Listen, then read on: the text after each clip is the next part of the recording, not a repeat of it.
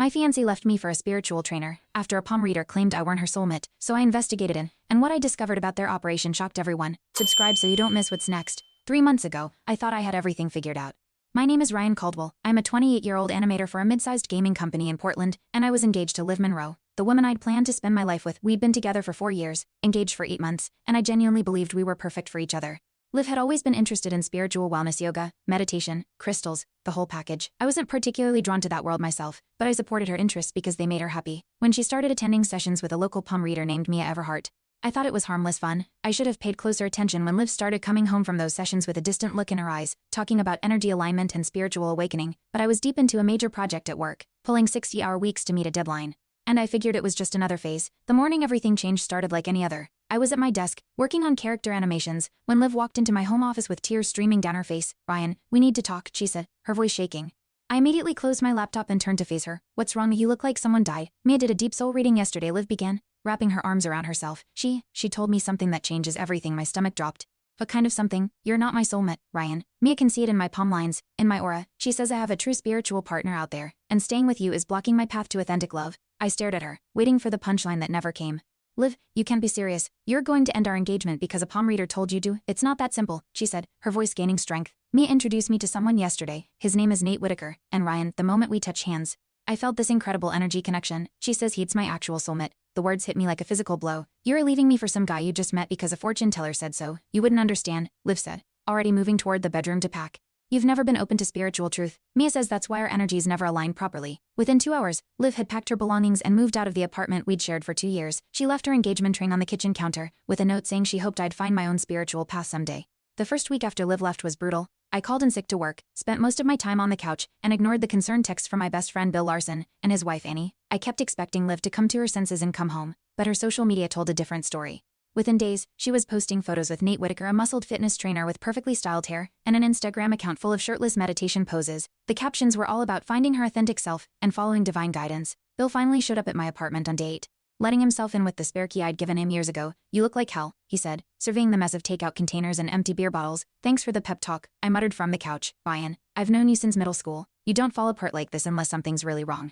Talk to me." So I told him everything about Mia, about the soulmate reading, about Nate and the instant spiritual connection. Bill listened without interrupting, his expression growing darker with each detail. "This sounds like a scam," he said finally. "Think about it. Mysterious spiritual advisor tells your fiancée she's with the wrong guy, then conveniently introduces her to Mr. Perfect. That's not cosmic alignment, that's manipulation." But Liv seemed genuinely convinced, I said. She was crying when she told me about the reading. Of course she was. Good con artists know how to make their marks feel emotional.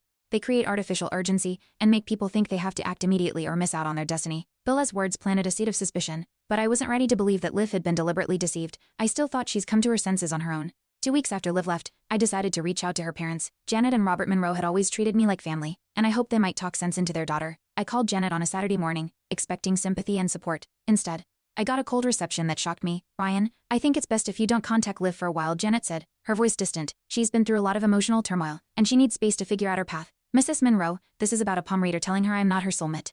You can't possibly think that's a reasonable basis for ending an engagement. Liv says this Mia person has been very helpful in her spiritual development, and she seems genuinely happy with Nate. Sometimes we have to trust that our children know what's best for them." The conversation ended awkwardly, leaving me feeling more isolated than ever. If Liv's parents thought I should just accept the situation, maybe I was the one who was wrong. I tried reaching out to a few of our mutual friends, but got similar responses. Everyone seemed to think I should respect Liv's decision and move on with my life. Nobody wanted to hear my concerns about manipulation or spiritual scams. A month passed, and I was starting to accept that my relationship with Liv was truly over. But something Bill had said kept nagging at me, the idea that this might be a deliberate scam, rather than genuine spiritual guidance. I started researching Mia Everhart online, expecting to find a simple small business website with testimonials and service descriptions. What I found instead was much more interesting. Mia's business, Sacred Path Spiritual Guidance, had been operating for only 18 months. Before that, there was no digital trace of her anywhere, no previous businesses, no social media history, no professional certifications. It was as if she'd materialized out of nowhere. Her website featured dozens of glowing reviews, but when I looked closer, many of them followed similar patterns. Multiple reviews mentioned meeting their true soulmate after sessions with Mia, and several specifically praised her for helping them lead energetically incompatible relationships. I started taking screenshots and organizing the information in a folder on my computer. If this was a scam, there might be a pattern worth investigating. The breakthrough came when I found a news article from San Diego, dated 2 years ago. A spiritual advisor named Maria Hartwell had been investigated for running a romance scam that specifically targeted engaged couples.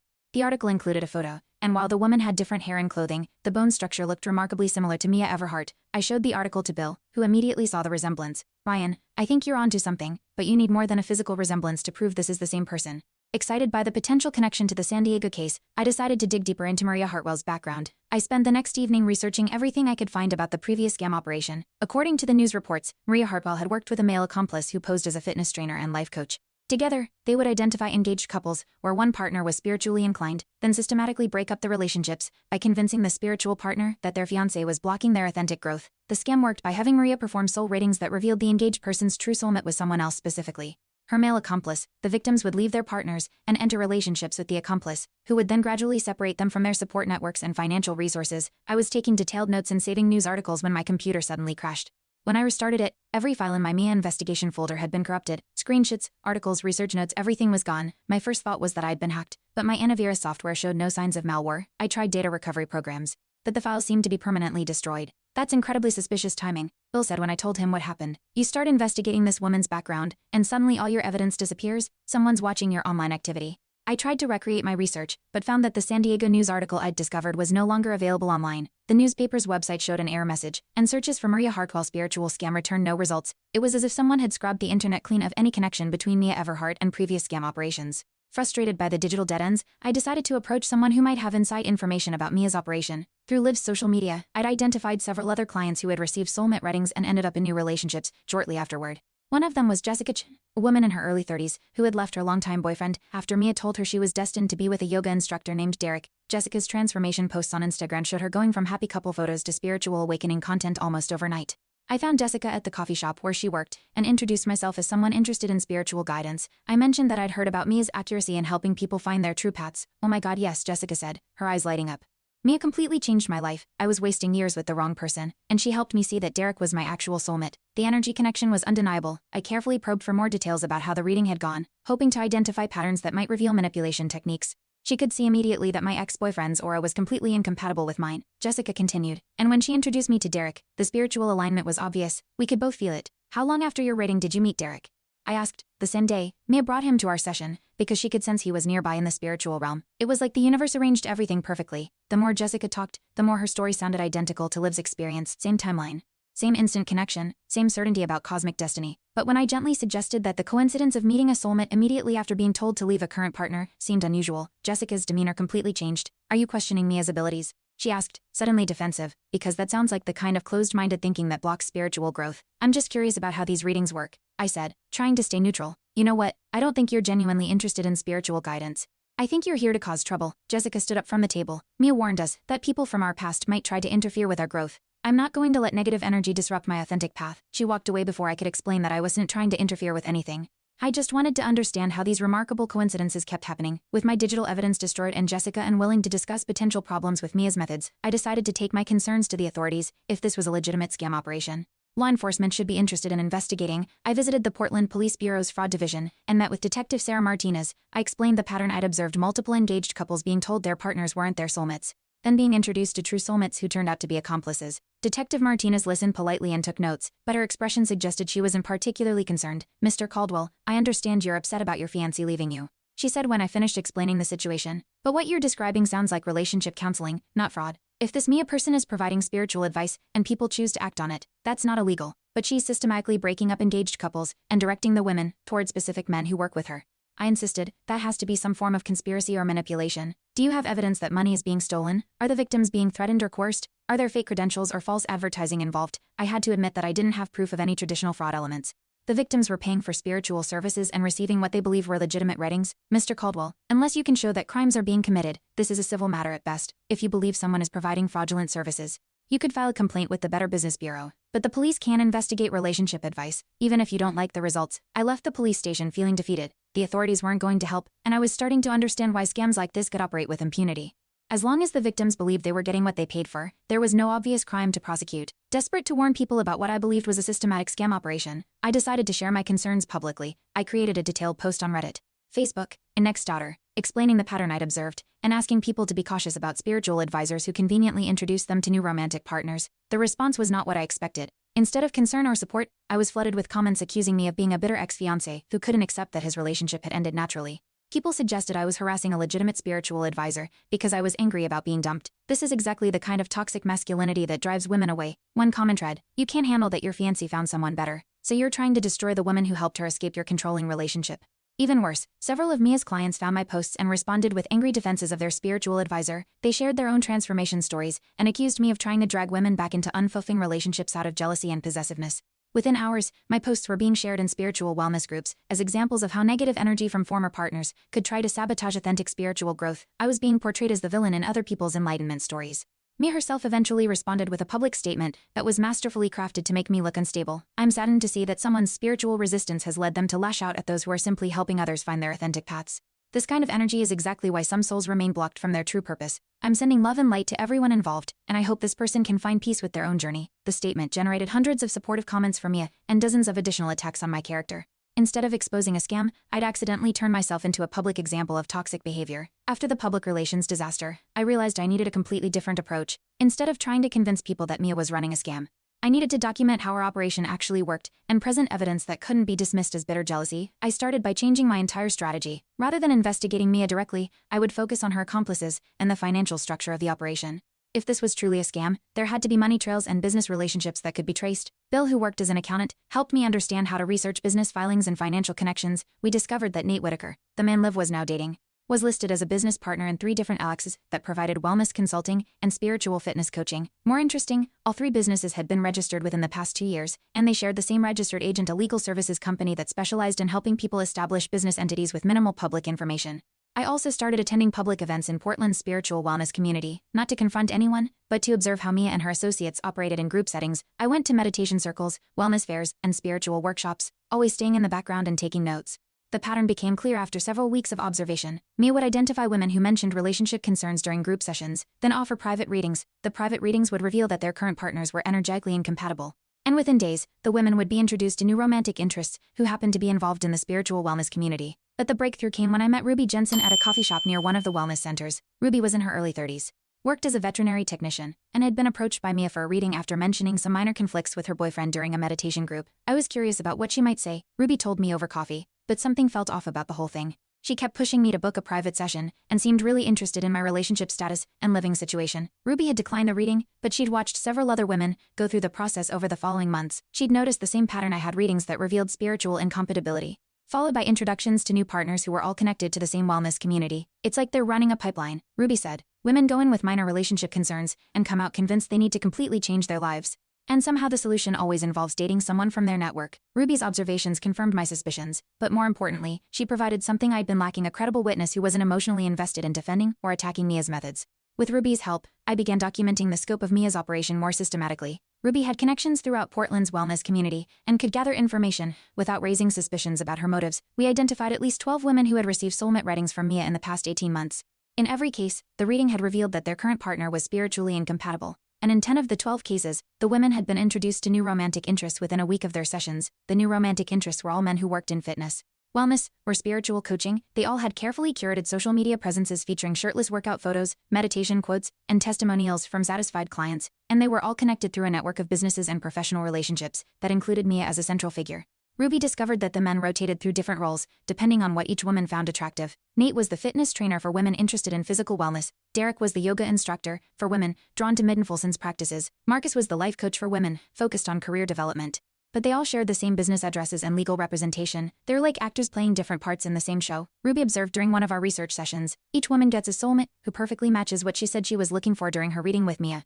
We also discovered that the women who left their partners for these spiritual soulmates typically became isolated from their previous support networks within months. Their social media posts showed them adopting new interests, new friend groups, and new financial priorities that all centered around the wellness community. Several of the women had started businesses selling essential oils, crystals, or coaching services, with Mia providing business development advice and connecting them to suppliers and customers within the network, with documentation of the operation's scope and methods. I decided to consult with experts who could evaluate whether Mia's practices constituted fraud or manipulation. Dr. Linda Chen, a psychology professor at Portland State University, who specialized in influence techniques and cult behavior, reviewed the evidence Ruby and I had gathered. What you're describing matches several patterns associated with systematic manipulation, Dr. Chen told me during our meeting. The targeting of people during vulnerable moments, the creation of artificial time pressure to make major life decisions, the isolation from previous support networks, these are all techniques used by manipulative groups. Dr. Chen explained that while Mia's operation might not meet the legal definition of fraud, it demonstrated characteristics of what psychologists called undue influence, the use of psychological pressure to override someone's critical thinking and decision-making processes. The fact that every reading produces the same result, leave your current partner for someone from our network, suggests that the outcomes are predetermined rather than genuine spiritual guidance, Dr. Chen said. Legitimate spiritual advisors don't have such consistent results, and they don't benefit financially from the relationship changes they recommend. She also noted that the quick introductions to new partners prevented the women from having time to process their feelings or seek outside perspectives on their decisions. Healthy relationship transitions involve reflection, support from friends and family, and gradual development of new connections, Dr. Chen explained. What you're describing sounds designed to prevent those normal processes from occurring, armed with professional validation that Mia's methods were psychologically manipulative. I felt confident about taking the next step in exposing the operation. Ruby's investigation into the business network revealed the final piece of evidence I needed to demonstrate that this was a coordinated scam, rather than coincidental spiritual guidance. Through public business filings, we discovered that all of the male soulmates were paying monthly fees to a company called Sacred Path Enterprises, which was registered to Mia Everhart. The fees were listed as marketing and business development services, but the amounts were substantial, between $2,000 and $5,000 per month per person. We also found that several of the women who had left their partners after readings with Mia had taken out personal loans or withdrawn retirement savings to invest in businesses recommended by their new spiritual soulmates. The businesses were all connected to the same network of suppliers and service providers. They're not just breaking up couples, Ruby realized. They're funneling the women's money into businesses that generate income for the network. The romance is just the hook to get them emotionally invested in the financial scheme. The pattern was sophisticated. Mia would identify women with stable incomes and savings, convince them to leave financially secure relationships, connect them with romantic partners who encouraged entrepreneurial ventures, then direct those ventures toward business opportunities that ultimately benefited the network. The women felt empowered because they were starting businesses and following their authentic paths.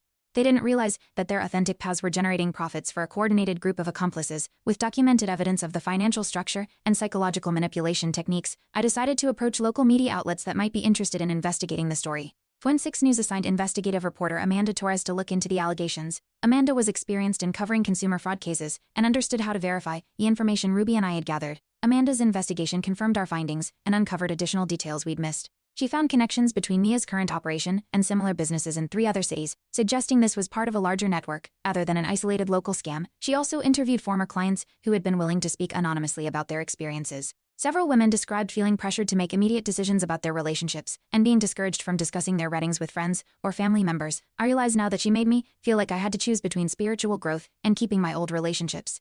One former client told Amanda, she made it seem like anyone who questioned my new path was holding me back from my destiny. The news investigation aired as a 3-part series titled The Soulmate Scam: How Spiritual Advisors Are Targeting Portland Couples. The reports detailed the business network, interviewed psychology experts about manipulation techniques, and provided guidance for people to recognize similar operations. The response was immediate and dramatic. Within hours of the first news report airing, I started receiving messages from people who had experienced similar situations with Mia or other spiritual advisors. Some were former clients who were beginning to question their experiences. Others were partners who had been left after soulmate readings and were relieved to learn they weren't alone.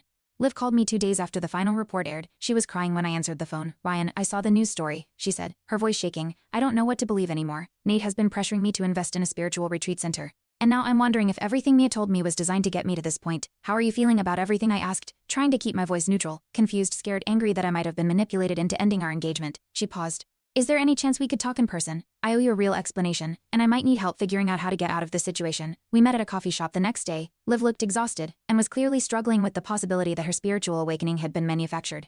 "Looking back, there were so many red flags," she admitted. "Mia always had immediate answers about what I should do, and she discouraged me from talking to anyone else about my readings. She said outside opinions would confuse my spiritual clarity." Liv also revealed that Nate had been increasingly controlling about her finances and social relationships. He'd convinced her to invest $12,000 in a spiritual business venture and had been discouraging her from maintaining friendships with people who weren't part of the wellness community. "I'm starting to realize that my authentic path has been leading me away from everyone I actually cared about," she said. The news investigation led to a broader examination of unregulated spiritual services in Portland. The city council held hearings about consumer protection related to psychic and spiritual advisory services, and several other questionable operations were shut down after failing to provide proper business licensing. Mia Everhart and her network of accomplices quietly left Portland within weeks of the news reports. Their businesses were dissolved, and their social media accounts were deleted. Several women who had been involved with the male accomplices found themselves suddenly abandoned as the men moved on to new cities and new identities. Liv and I didn't get back together, but we were able to end our relationship on better terms. She started therapy to work through the manipulation she'd experienced, and to understand how she'd been vulnerable to Mia's influence techniques. We remained friends, and she eventually became an advocate for people who had been targeted by similar spiritual scams. I also started a relationship with Ruby, who had been instrumental in helping expose Mia's operation. Our connection developed gradually and naturally, without any palm readers or spiritual guidance required. Ruby's practical, grounded approach to life was exactly what I needed after experiencing the chaos of manufactured spiritual emergencies. The investigation had taught me that real relationships develop through shared experiences, mutual respect, and genuine compatibility, not through cosmic destiny or spiritual proclamations from self-appointed guides. Looking back on the entire experience, I realized that Mia's operation had succeeded because it exploited people's genuine desires for spiritual growth and authentic relationships. The victims weren't naive or stupid, they were people going through normal relationship challenges who were offered seemingly magical solutions to complex problems.